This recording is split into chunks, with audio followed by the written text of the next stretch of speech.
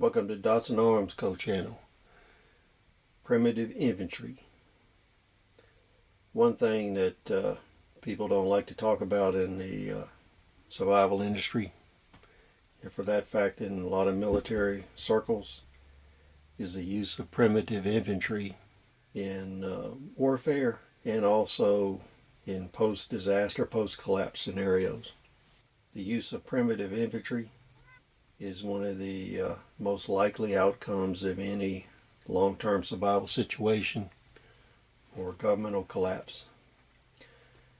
Basically, in modern times, the use of primitive infantry can be modeled on what happened in Rwanda, where there was ethnic warfare between two tribes, and the government supported one tribe and basically slaughtered the other. What they did is they realized that they didn't have the wealth or the logistical support to support a large army. What they did is they realized that they didn't have to have a logistical train for a large army if they didn't have to provide ammunition, spare parts. The only logistics train would have been food, and with a primitive army, depending on your target area, that army could actually forage off available resources. So what that means is it could follow the lines of drift of refugees and pursue them, or you could attack into areas deep in enemy territory without any logistics supply train. The only thing you have to do is maintain communications. In Rwanda, what happened is the general had a small professional army which was equipped with modern weapons, and he had a reserve force that was equipped with World War II era weapons and French weapons. What he did is he went to Norinco in China and he purchased a Connex container of machetes. He armed around 500,000 people with machetes and used these as his main military force.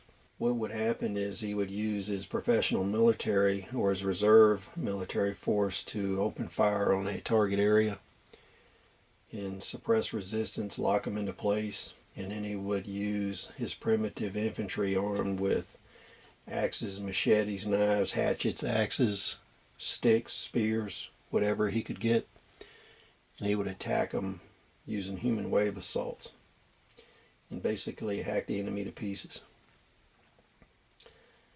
So in a survival situation, when weapons and ammunition are running low, you're going to find a lot of groups and individuals, criminal organizations will use this tactic, using primitive weapons, edge weapons, impact weapons, clubs, sticks. One of the advantages is if you use weapons like these are basically camp weapons, and they can be used to forage and survive on the move. All these machetes can be used for those purposes. Then you can supplement using hammers, roofing hatchets, regular hatchets, axes, knives, clubs.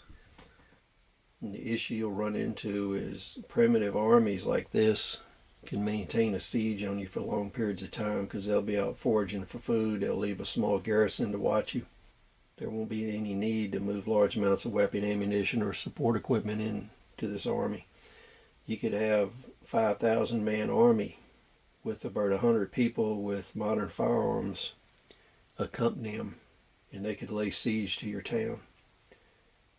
The 100 people with the modern firearms, machine guns, whatever, what they would do is breach a hole in your fortifications, and then they'd send these human wave assaults in with people with edge weapons. And the question is, do you have the resources and knowledge to deal with this? This is a topic that nobody likes to discuss, but we're going to lay it out here. This scenario is one of the ones that has the highest probability of occurring in post-collapse. Please leave your comments, questions. We'll see you on the next video. Thanks for joining us.